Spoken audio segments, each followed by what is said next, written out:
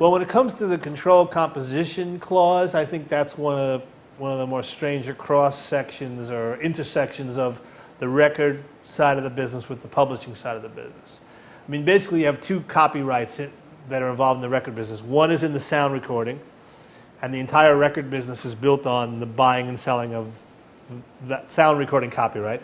And then the song, the underlying lyrics and melody that's sung onto the record or played onto the record is another copyright. And that copyright, the whole music publishing business is built on the buying and selling of that copyright.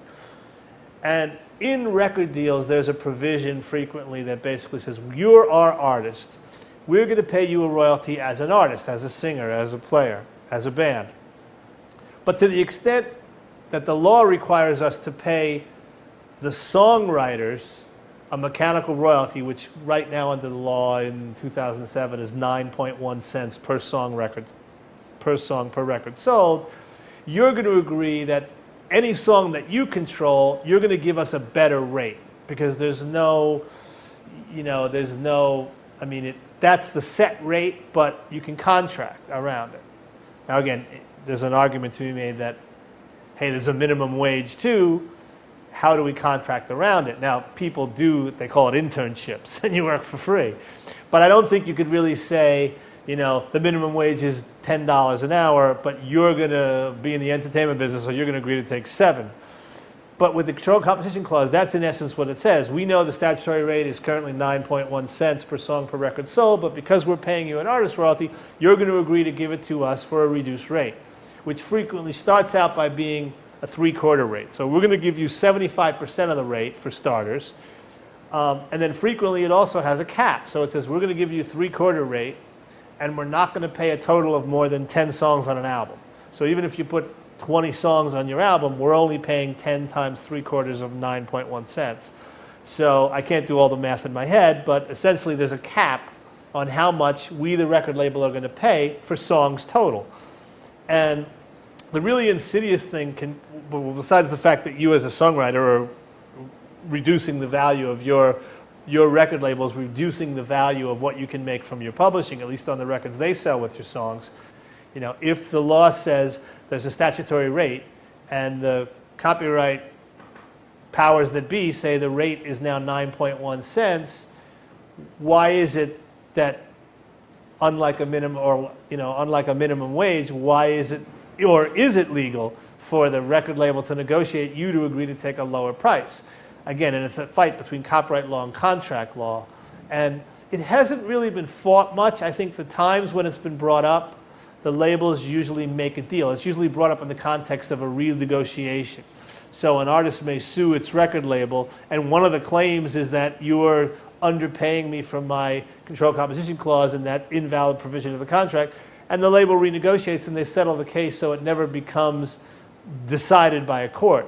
Sometimes getting a record deal is the worst thing that ever happened to a band. Many bands fail simply because they get a record deal. They might have made it if it weren't for the record deal.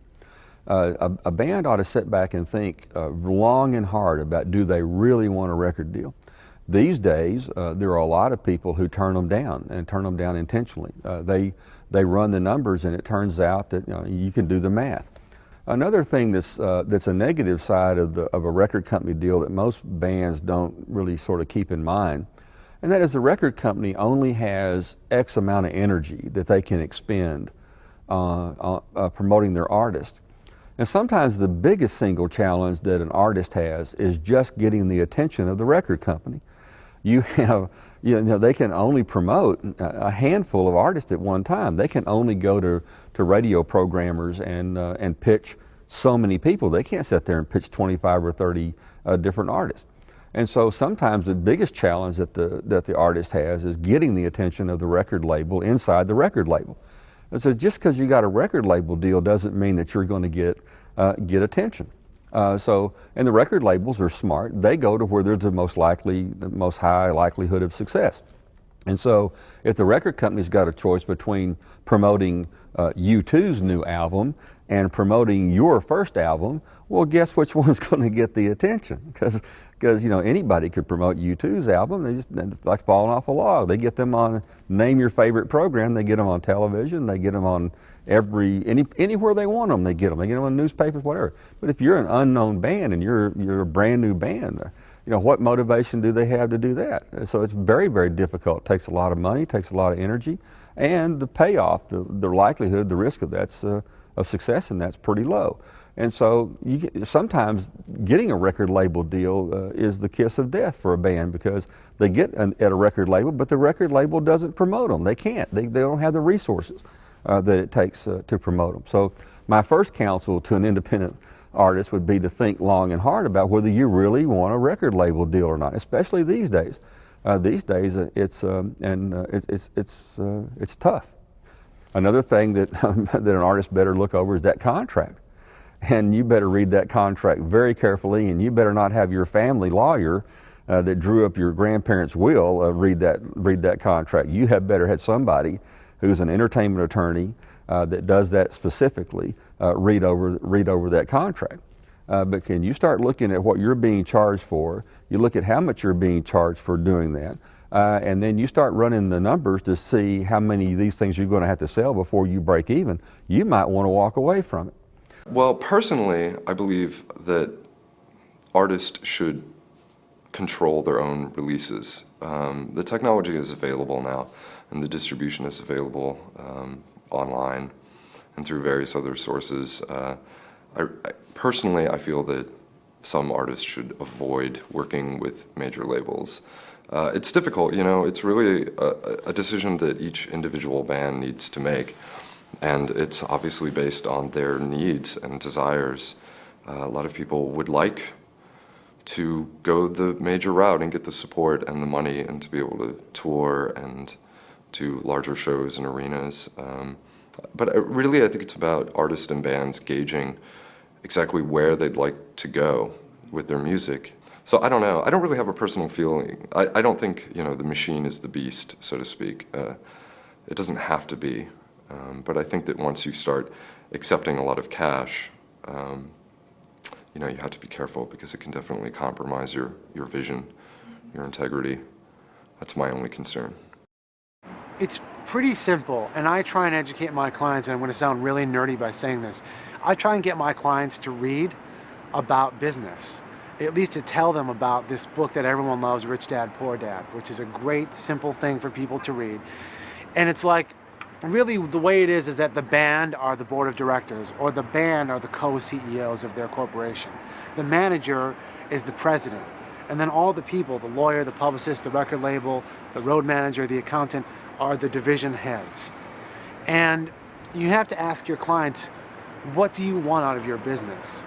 If you want to just play in a basement and have your friends like you, that's great. You don't need a manager, you don't need an agent, you can just do that.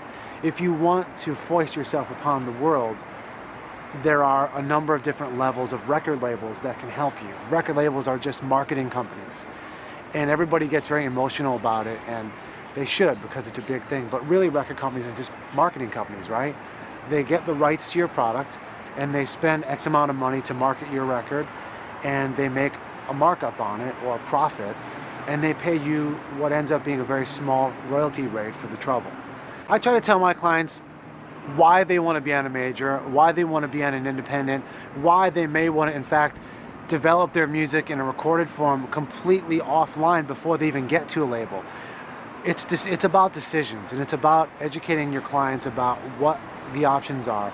Everybody wants to be on Warner Brothers Records or Interscope or Universal or whatever, right? Because it's glamorous, it's sexy, there's the promise of big money and hot chicks and fancy houses. Of course, we all know that that's not a reality. There's a lot of work to be paid, and by the time the money ends up in the artist's hands, it's usually a much more meager sum than it was when it was on the contract being negotiated by the lawyer. I try to empower my clients with knowledge so that they stay in a powerful position in their own careers, and so they don't feel like they're under the thumb of the man. I don't know about not signing with a label, because then as a manager you take on too much responsibility. That it's interesting, because I'm a manager who owns a label, but I try to not manage artists on my label, and I try to make sure that people are hired to do the job that they specialize in. For instance, I don't try and get people publicity. I try and direct my publicists to get publicity for my artists. Because when you cross those boundaries, you open yourself up to getting a foot in your ass from your clients. And B, you open yourself up to handling things the wrong way. You know, I don't expect my publicists to put together a tour budget. I don't expect my publicists to go and sit down with the band and talk to them about their overall strategy for 2 years for their career. I expect myself to do that. So I try and have very simple boundaries with my team for an artist, and I like to have them do their job. I think that just thinking that every band needs to be on a major label is a misnomer. It's a really, really bad thing to think. First of all, bands get swallowed up on major labels, and second of all, that's fool's gold. If you waste 3 years of a band's life trying to sign to a major label and you don't put out any music into the world, what service are you doing for them? I believe bands need to put out music as soon as possible and grow in public. If you come into the music business and say you get next to a guy like Leo or like Def Jam or whatever like that, and say the deal, he's jerking you pretty bad. So when he reads your book, he's like, hey, I'm supposed to get this, this, and this. I said, but sometimes you could just throw the rules out. And if your gut says, hey, I could blow up with this guy, go ahead and sign the deal. Now, here's part 2 to that chapter. After you blow up, take the contract, go to the Leo's office, get a match, and burn it. After you sell 5 albums, say, hey, Leo, watch this. This is our contract. Shh, new deal. My philosophy is if you have a gut reaction and you have a gut thing like this is the right label I'm supposed to be with, fuck it. Against all odds, take the deal. Take the deal. And then after you take the deal, know you have to sell records or you're going to get fucking jerked. But you know what? We all get jerked. Even when it's a great deal in the beginning. If you sell records, you're going to renegotiate that great deal.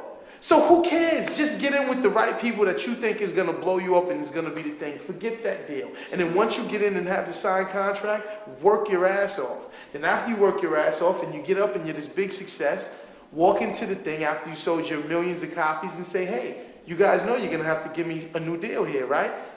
Guess what? They're all going to say, yeah, we know. And they're going to sit on at the table and you negotiate a new deal. Because they want another record and they know they jerked you. They know they jerked you. So the new deal, they're going to still jerk you. How about this? They're going to still jerk you, but you'll make a lot more money. Then if you sell some more records again, guess what? New deal again. We're going to keep tweaking this up till it's right.